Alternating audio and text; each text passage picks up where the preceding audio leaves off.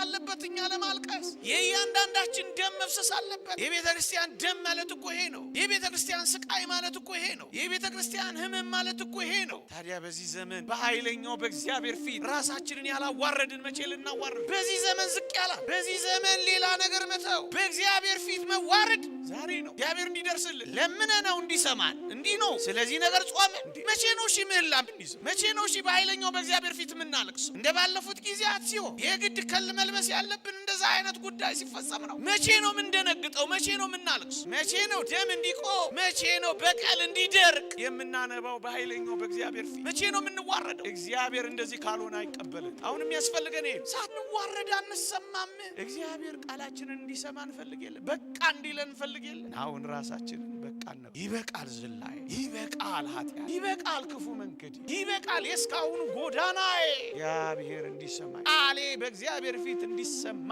ከኃጢአት ጋር ልቆራረጣ እሱ ነው የሚያስፈልገው አሁን እናልቅስ አሁን የምር ንጹህ አሁን የምር ምህላ እናድርስ አሁን አመድ ላይ እንነስንስ አሁን እናልቅስ